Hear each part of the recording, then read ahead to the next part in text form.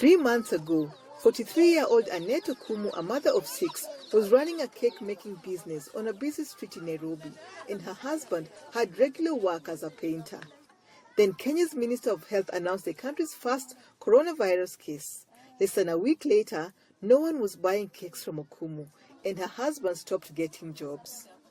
Okumu's child, born with sickle cell anemia, started to get sick after several days of not taking medication.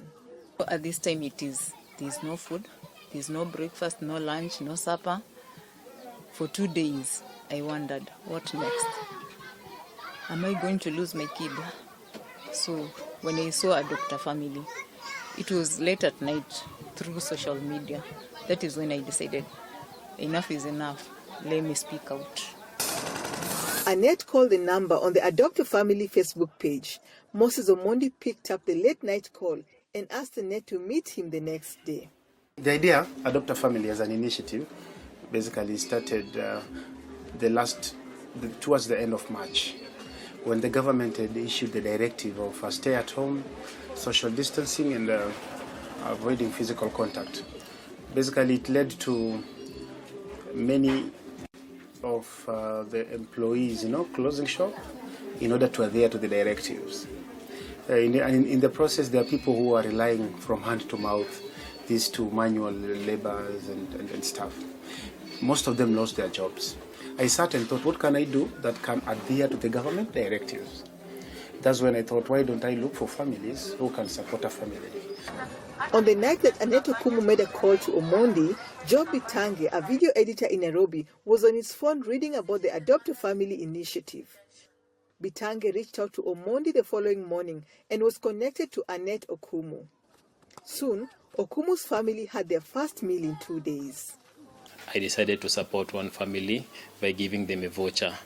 And he told me that the voucher that I gave him was actually supposed to support a family, to feed the family for 1 week.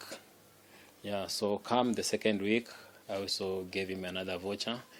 And very many people now came in because they knew I was part of the program, because I was among the first people who joined his team.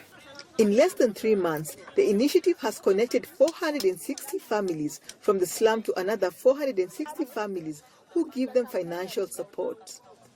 In early March, following a stampede in KIBERA that killed 2 people, the government said it would pilot a cash transfer program to help the most vulnerable members of society buy food during the COVID-19 pandemic. Many KIBERA residents say they have not received that cash, however. Government representatives in KIBERA say they are doing their best to help the needy during this time, and that personal initiatives such as Omondi's are important in filling gaps. And the government also came up with the vulnerable persons in the community who get some support from the government itself, the aged, the orphans, the widows, and others, the bedridden. So far, the government has done very well. But you see, you cannot do it alone. You need partners. And this is why we say the likes of Omondi are the best in the world.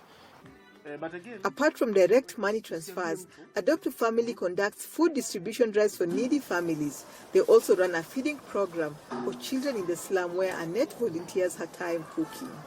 Rael Umbor for VOA News, Nairobi.